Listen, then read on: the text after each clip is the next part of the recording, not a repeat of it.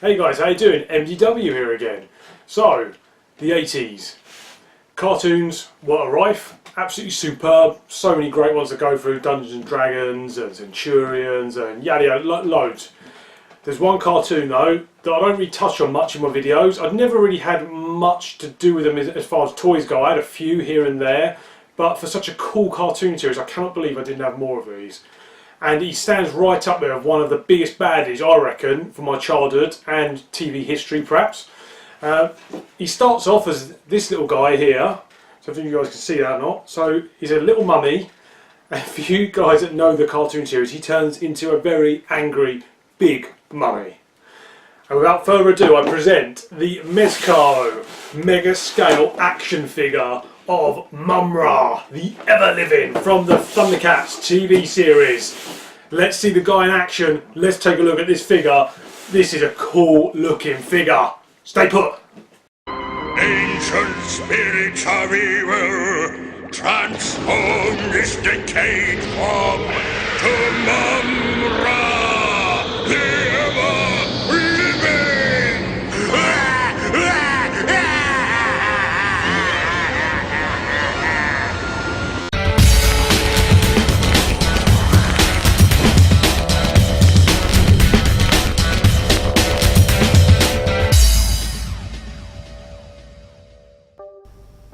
So let's have a quick look at the packaging. So a window box view, so that's really nice. You can see all of the figure pretty much from his waist up. Really cool artwork on the front of the box there, so demonic picture of Mumm Ra. And then the Thundercats logo. On the back you've got another cool picture of him with his lightning being struck down upon him.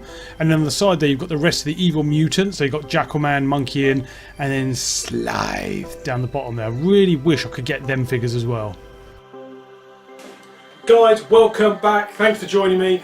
So if you've seen there, the little clip that I put up there for him from the original cartoon series, Ancient Spirits of Evil. So he says his little incantation, he transforms into Mumm Ra, the ever-living, which I'm going to crack open for you now. So I've had this guy on pre-order for a couple of months. I've seen these Thundercat figures around quite a bit. They've done a few of them. So they've done Lino, Tigra, there's Panthro out there as well. I don't know if they've done any of the others or not. I haven't really seen any, but they're the kind of main ones I've seen. I don't know if they've done Chitara. But I've been waiting to get my hands on this Mumm Ra for many a year. And they've just re-released him. So this is the glow-in-the-dark version of him. So yeah, the deluxe figure, it says on there, glow in the dark. And then, so as you saw with these stills of the shop, really cool box that he comes in.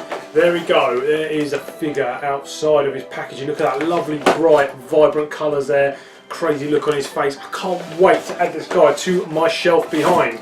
So let's open up him out of his clear packaging and see what he's all about.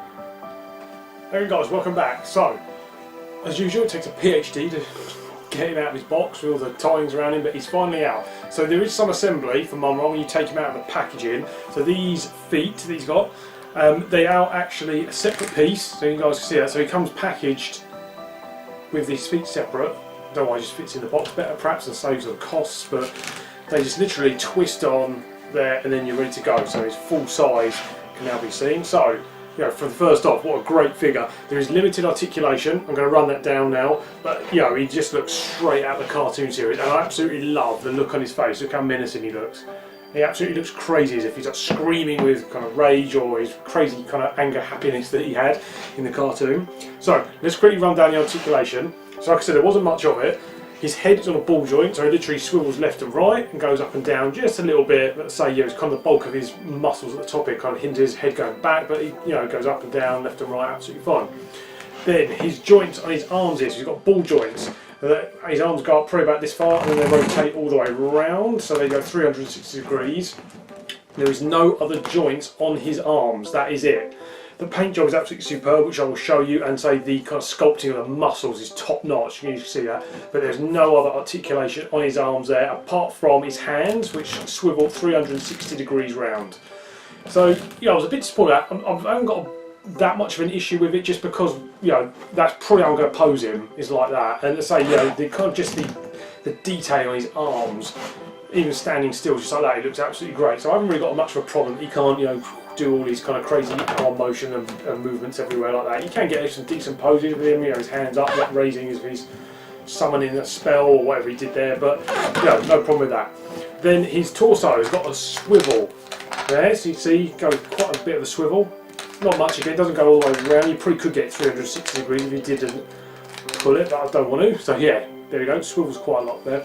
And then his loincloth piece here, this is all just moulded plastic, so there's no movement at all in his legs. They literally don't swivel at the knees, there is absolutely nothing. His bottom half is just entirely static, apart from his two boots that swivel at the joint where you actually put them in. So that is it, that's how you kind of swivel around to counterbalance when you pose them in different ways, but that is it, that is all his movement, nothing down below. Perhaps I would have liked to have seen one just swivel at the legs here, I don't know, I still again haven't got a problem with it because this kind of feels more like a display piece, obviously than an action figure. But yeah, you know, so there's a rundown of the articulation of Mumm Ra. Let's have a look close up now at the paint job on this great figure. Also a quick nod, guys, as well to inside the box, and you guys see that, a nice throwback there to the vintage cartoon series. There's a great print of his black pyramid in the sands that he has. That was a nice touch. Okie dokie, now let's have a look close up, guys, at the paint job on Mumm Ra.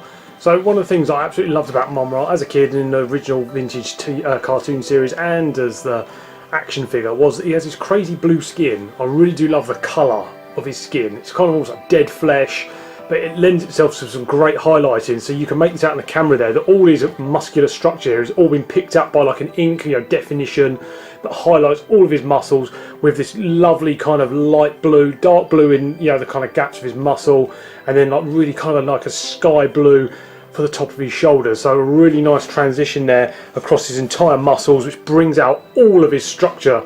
Really cool looking. This bright red emblem that he's got in the centre of his chest. Really nice paint job. You know, the detail of the snakes is superb. Yeah, there's no paint scratching or any splodges on that, so that's absolutely wonderful.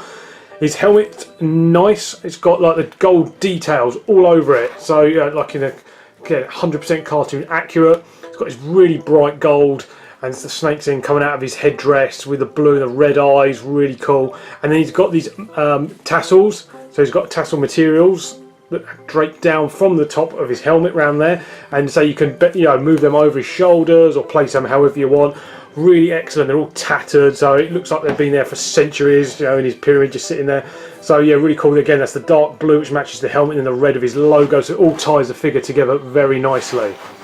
And his back of him, so you see his headdress kind of drops down here past the neck, and then you see here there's a little button there. That little button basically holds his cape over. So when I took out the box, I was like, how does his cape fit on? So his cape sits under here, and then his neck piece here goes over it to obscure it, hooking over this. So that's really cool. I'll show you him with his cape. And then going down, he's got the nice gold again, which ties it all together with the helmet. So his gold bracelets he's got there, and then he's got kind of a tan belt made of a material. And then his crazy little skirt he's got as well matches the blue of his headdress and the red. And then, so it's a very uniform figure, the paint job on it, really cool. And then his boots again are the same tan brown on his belt with the gold trimmings like the rest of him. And then there's a bit more detail there on this kind of, you know, the bit of the fur around the bottom around his ankles there, which the dark brown tan again, it's kind of been picked out by, you know, kind of a lighty, bony colour.